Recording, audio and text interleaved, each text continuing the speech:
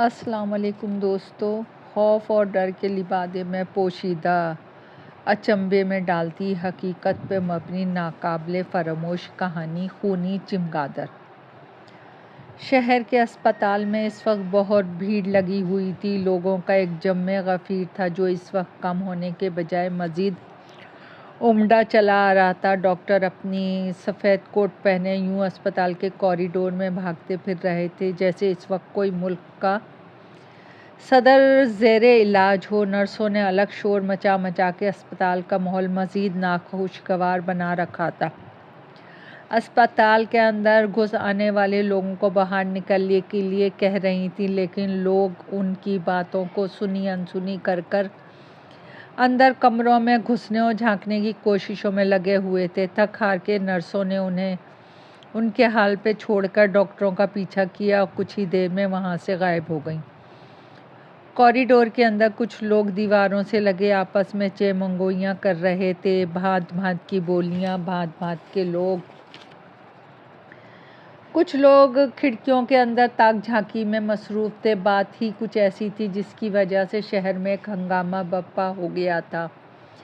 اس وقت اس اسپتال میں تقریباً 10-15 افراد انتہائی خوفناک زخمی حالت میں لائے گئے تھے، جن کے چہرے پہ کسی جانور کے کاٹنے کے نشانات واضح تھے اور ان کی گردنوں کے پیچھے تقریباً ایک جیسے کئی نشانات پائے گئے تھے جن سے بہت بری طرح خون رس رہا تھا۔ یہ سب کے سب دیہاتی لوگ تھے جو شہر سے تقریباً 8 کلومیٹر کے فاصلے پہ ایک گاؤں میں سردار گڑھ کے افراد تھے۔ ان کی چیخ چلانے کے دوران صرف یہ باتیں سمجھ میں آ پائی تھیں کہ وہ رات کو اپنے کھیتوں میں اپنی اپنی باری کے مطابق فصلوں کو پانی لگانے کی غرض سے موجود تھے اور سب رات ہونے کی وجہ سے اکٹھے ہی گھروں سے نکلے تھے اور تھوڑے تھوڑے فاصلے پر اپنے کام سر انجام دینے میں لگے ہوئے تھے۔ اچانک سامنے موجود درختوں کے جھنڈ سے ایک بہت بڑا غول جو بڑی بڑی سیاہ رنگ کی چمگادڑوں پہ مشتمل تھا، جنہیں انہوں نے پہلے اس علاقے میں کبھی نہیں دیکھا تھا، اپنی جانیں لپکتے دیکھا۔ اس سے پہلے کہ وہ اپنے بچاؤ کے لیے کچھ کرتے، چمگادڑوں نے ان سب پر حملہ کر دیا اور ان کے کاٹنے سے وہ بری طرح زخمی ہو گئے۔ انہوں نے بتایا کہ ان کے کاٹنے سے انہیں یوں محسوس ہو رہا تھا جیسے وہ ان کی گردنوں اور چہرے سے خون پی رہی ہوں، لیکن اپنے بچاؤ کے وقت ہاتھ وغیرہ چلانے سے وہ ان سے کاٹنے سے مزید زخمی ہونے سے بچ گئے، لیکن انہیں یوں محسوس ہونے لگا جیسے کسی نے ان کے زخموں پہ مرچیں چھڑک دی ہوں۔ بہرحال وہ سب کسی نہ کسی طریقے سے اپنے گھروں کو لوٹے اور ان کے گھر کے افراد اور دیگر گاؤں کے لوگ انہیں یہاں اسپتال میں پہنچایا۔ ڈاکٹروں کے ساتھ ان کی روداد سننے والے دیگر لوگ بھی محو حیرت تھے۔ ان کی باتیں سن کے اسپتال کے اندر خوف کی ایک کیفیت طاری ہو گئی۔ ہر شخص سہما سہما نظر آنے لگا۔ ان سب کو یہ فکر ستانے لگی اگر ان خونی چمگادڑوں نے شہر کا رخ کر لیا تو وہ ان سے بچاؤ کیسے کر پائیں گے۔ ان میں سے کچھ لوگ تو ابھی سے ہی اپنی بیوی بچوں کی فکر میں اسپتال سے گھروں کی جانب بھاگ گئے۔ بقیہ بچ جانے والے شاید کہانی کا کلائمیکس دیکھنے کے چکر میں ابھی تک موجود تھے، لیکن ایک پریشانی کی لہر تقریباً ہر شخص کے چہرے پہ واضح دکھائی دے رہی تھی۔ ڈاکٹروں نے اپنے یہ علاج معالجہ کر کے ان تمام زخمیوں کو کچھ آرام دیا تھا، لیکن لگتا تھا جیسے وہ اس کی حالت سے ابھی پوری طرح مطمئن نہ تھے اور سب سر جوڑے آپس میں کچھ باتیں کرنے میں مصروف تھے۔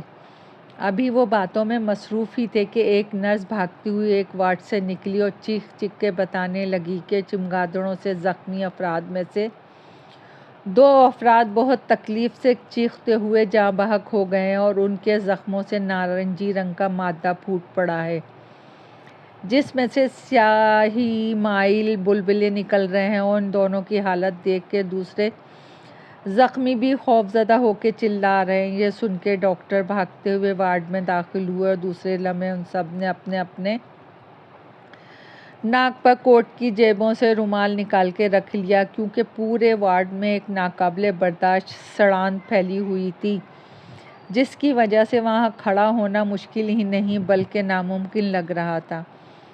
باہر ایک الگ ہنگامہ برپا تھا، لوگوں نے خوف سے چیخنا چلانا شروع کر دیا تھا۔ غرض ایک قیامت کا سماں تھا، کان پڑی آواز سنائی نہیں دے رہی تھی، یوں لگ رہا تھا جیسے میدان حشر لگ گیا ہو۔ اسپتال کی انتظامیہ نے ایمرجنسی نافذ کر دی تھی، ڈاکٹروں کی دوڑیں لگ گئی تھیں، لیکن ان سب بھاگ دوڑ کا بیکار ثابت ہوئی، کیونکہ صرف چند منٹ میں گزرے ہوئے ہوں گے کہ پے در پے دیگر زخمی بھی اسی حالت میں مرتے چلے گئے، اور کچھ ہی دیر میں وہاں سب افراد لاشوں کی صورت میں موجود تھے۔ زخمیوں کے عزیز و قارب نے آسمان سر پہ اٹھا رکھا تھا، لیکن اسپتال کا عملہ سوائے ہونٹ چبانے کے اور کر کیا سکتا تھا۔ شام ڈھلتے ہی جیسے سردار گڑھ پر کوئی جادو کی چھڑی گھما دیتا تھا، سب اپنے اپنے کاموں سے فارغ ہوتے ہی گھروں کے اندر بند کر کے کمروں میں دپک کر بیٹھ جاتے۔ کچھ دنوں سے ان کے علاقے میں جن خونی چمگادڑوں نے ادھم مچا رکھا تھا، اس سے سارے علاقے میں بہت خوف ہراس پھیلا ہوا تھا۔ لوگوں نے اپنے تمام کام دن میں کرنے شروع کر دیے اور شام ہوتے ہی اپنے گھروں میں دپک جاتے، لیکن آخر کب تک ایسا کرنے سے انہیں بہت نقصان اٹھانا پڑ رہا تھا، کیونکہ کھیتوں کو اکثر پانی رات کے ہی وقت لگانا پڑتا ہے، اور ان چمگادڑوں نے رات کے وقت ہی اس علاقے کے 15 افراد کو اپنی خونی ہوس کا نشانہ بنایا تھا۔ ان کے خوف کی وجہ سے علاقے میں چہل پہل بہت کم ہو کر رہ گئی تھی، اور شام ہوتے ہی یوں لگتا تھا جیسے علاقے کے مکین اس جگہ کو خالی کر کے کہیں ہجرت کر چکے ہوں۔ ایک پراسرار سناٹے کا راج چاروں طرف پھیلا ہوا تھا، کسی گھر سے کسی بچے تک کے رونے کی آواز سنائی نہیں دے رہی تھی، شاید مائیں سر شام ہی بچوں کو سلا دیتی ہوں گی۔ عشاء کی نماز سے کچھ دیر پہلے جیسے آسمان پہ کسی نے سیاہ چادر تان دی ہو۔ اف خدایا، یہ کیا تھا؟ یہ بڑی بڑی تقریباً 3 تا 4 کلو وزن کی سیاہ چمگادڑوں نے پورے علاقے کو جیسے گھیر رکھا ہو۔ سب سے زیادہ خطرناک اور دل ہلا دینے والا یہ منظر تھا کہ ان چمگادڑوں کے چہرے کسی انسانی چہرے سے ملتے تھے، اور وہ انسانی چہرے عورتوں کے تھے، جو شکل سے کسی ویمپائر سے کم نہیں دکھائی دے رہے تھے۔ وہ سب بھوکی نظروں سے علاقے کو گھیرے ہوئے تھیں، اور ان سب کی نظریں چاروں طرف گھوم رہی تھیں کہ شاید وہ اپنا شکار تلاش کر رہی ہوں، لیکن بہت دیر تک پرواز کرنے کے بعد آہستہ آہستہ ان کا رخ اس علاقے کے اس حصے کی جانب ہو گیا جو سیدھا ایک درختوں کے جھنڈ کی طرف جاتا تھا۔ کچھ ہی لمحوں میں تمام چمگادڑیں دور دکھائی دینے والے درختوں کے جھنڈ میں غائب ہو گئیں۔ صبح 10 بجے کا وقت ہو گیا۔ علاقے کے نمبردار رحیم بخش کے ڈیرے پہ علاقے کے تمام افراد بچھی ہوئی چارپائیوں پہ برجمان تھے۔ ان میں زیادہ تر بوڑھے افراد ہی تھے، کیونکہ نوجوان شہر میں محنت مزدوری وغیرہ کرنے کی غرض سے سویرے سویرے ایک بس کے ذریعے شہر روانہ ہو جاتے تھے۔ چونکہ اب صبح کے 10 بجنے کا وقت تھا، اس لیے ان میں صرف وہی نوجوان اس وقت ان بوڑھوں کے ساتھ موجود تھے جو کسی نہ کسی وجہ سے شہر نہیں جا سکے تھے۔ ان سب کی تعداد تقریباً 50-60 کے قریب لازمی ہوگی۔ ان میں زیادہ تر آپس میں انہی چمگادڑوں کے متعلق ہی بات چیت کر رہے تھے، اور کچھ ان کے علاقے اور ان افراد کے متعلق افسوس کرنے میں لگے ہوئے تھے جو پچھلے دنوں انہی چمگادڑوں کے عطاب کا شکار ہوئے تھے۔ ان میں سے کچھ بزرگ ان چمگادڑوں کو خدا کی طرف سے بھیجا گیا ایک عذاب سمجھ رہے تھے، کیونکہ ان سب کی اتنی عمریں بیت گئی تھیں، لیکن انہوں نے کبھی ایسی چمگادڑوں کو اس علاقے میں نہیں دیکھا تھا اور نہ ہی کسی سے کچھ سنا تھا۔ لیکن جس طرح یہ آفت اچانک ان کے علاقے پہ قابض ہو گئی تھی، اس سے یہ سب بہت خوفزدہ تھے۔ اسی طرح کی باتوں میں انہیں پتہ ہی نہیں چلا کہ کس وقت نمبردار رحیم بخش وہاں پہنچ گیا۔ اسے دیکھتے ہی سب خاموش ہو گئے۔ نمبردار نے انہیں سلام کیا اور پھر ایک طرف رکھے ہوئے بڑے پلنگ پہ بیٹھ گیا۔ اس کے ساتھ اس کا بیٹا امجد بھی موجود تھا، جس نے کندھے پر ایک بندوق لٹکائی ہوئی تھی۔ پلنگ پہ بیٹھتے انہوں نے بندوق کندھے سے اتار کے ایک جانب رکھ دی۔ نمبردار نے ایک طاہرانہ نظر تمام افراد پہ ڈالی اور مخاطب ہوا، بھائیو، جیسا کہ آپ سب جانتے ہیں کہ کچھ دنوں سے ہمارے علاقے پہ خونی چمگادڑوں کی صورت میں ایک آفت ٹوٹ پڑی ہے۔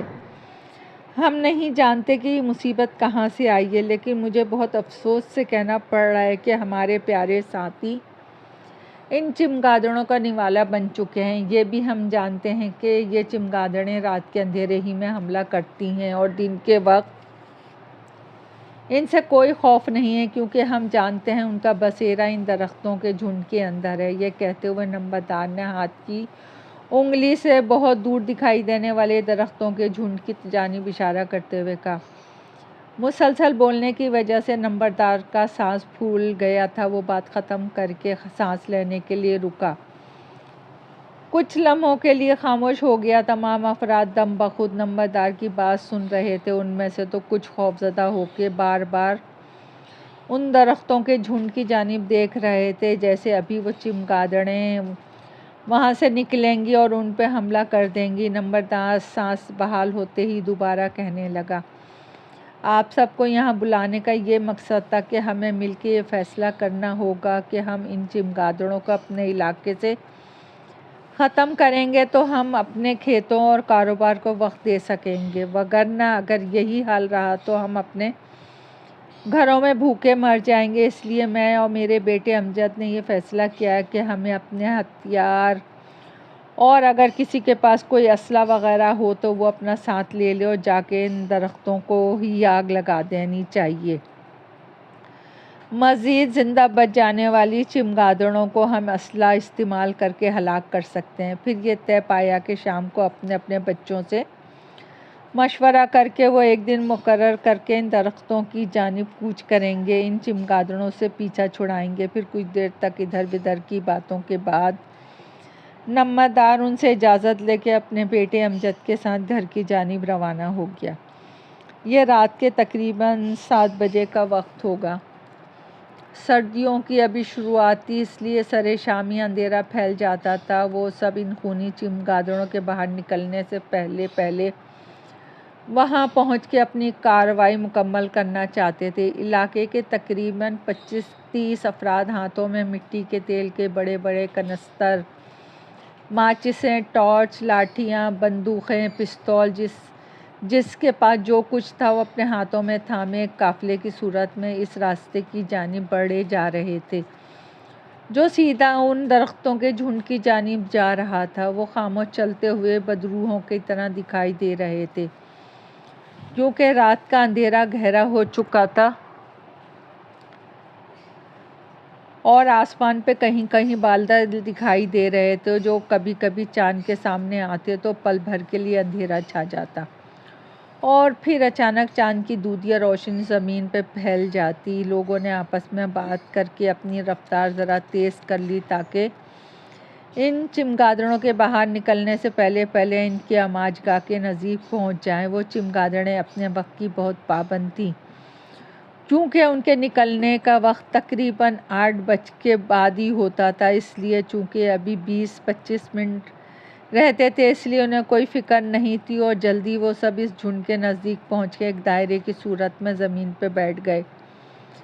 کھڑے ہونے کی نسبت زمین پہ بیٹھ جانے ہی میں عافیت تھی۔ پھر آپس میں باہمی مشورہ کر کے انہوں نے کچھ فاصلے سے درختوں کے اندر داخل ہونے کا پروگرام بنایا۔ درختوں کی تعداد کچھ زیادہ نہ ہوگی، لگ بھگ 30-40 درخت ہوں گے، لیکن چونکہ ایک ہی جگہ اکٹھا تھے اس لیے بہت گنجان لگتے تھے۔ ان میں زیادہ تر کیکر، شیشم، لسوڑے کے درخت تھے۔ درختوں کے اندر پہنچ کے انہوں نے ان کے تنوں پہ تیل چھڑکنا شروع کر دیا اور تقریباً 5 فٹ تک تیل چھڑکنے کے بعد انہوں نے پلان کے مطابق جب سب سے پتہ کیا کہ وہ سب بھی درخت کے تنوں کو تیل سے تر کر چکے ہیں تو ایک مخصوص آواز سب کو بیک وقت ماچس سے تنوں کو آگ لگانے کا اشارہ دیا گیا اور پھر سب نے جیسے ہی اپنے اپنے سامنے موجود درختوں کے تنوں کو ماچس کی تیلیاں لگائیں تو جیسے درختوں میں 50,000 وولٹ کے بلب روشن ہو گئے ہوں۔ تیل نے یوں آگ پکڑی جیسے کسی نے کاغذ پہ پیٹرول چھڑک کے آگ لگا دی ہو۔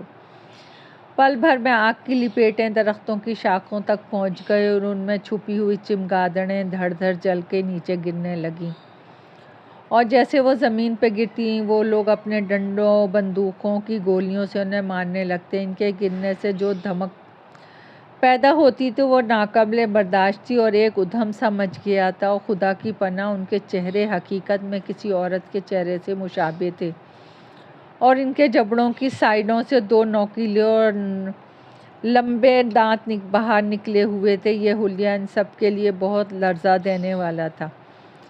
تقریباً 2 سے 3 گھنٹوں تک درخت جلتے رہے۔ شاید اب کوئی بھی چمگادڑ زندہ نہیں بچی تھی، اسی لیے کوئی اور نیچے نہیں گری۔ زمین پر جیسے سیاہ قالین بچھ گیا تھا۔ ہر طرف موٹی موٹی چمگادڑیں چاروں طرف پھیلی ہوئی تھیں جو بری طرح کچلی گئی تھیں۔ ان کے جسموں سے نارنجی رنگ کا مادہ نکل نکل کے زمین پہ پھیل گیا اور ان میں سے سیاہ مائل بلبلے باہر بن رہے تھے۔ سارے لوگ ٹارچوں کی روشنی میں یہ سب کچھ دیکھ رہے تھے۔ اچھی طرح تسلی کر لینے کے بعد وہ نعرے مارتے ہوئے واپس اپنے گھروں کی جانب لوٹنے لگے۔ لوگوں نے ایک بہت بڑا معرکہ سر کر لیا تھا جس میں ان کی اپنی خود کی محنت اور بہادری کا بہت عمل دخل تھا۔ کسی نے سچ ہی کہا ہے کہ ہمت مردہ مدد خدا۔ دوستو، کہانی پسند آئی ہو تو لائک اور سبسکرائب کیجیے۔ آپ کی دعاؤں کی طلبگار۔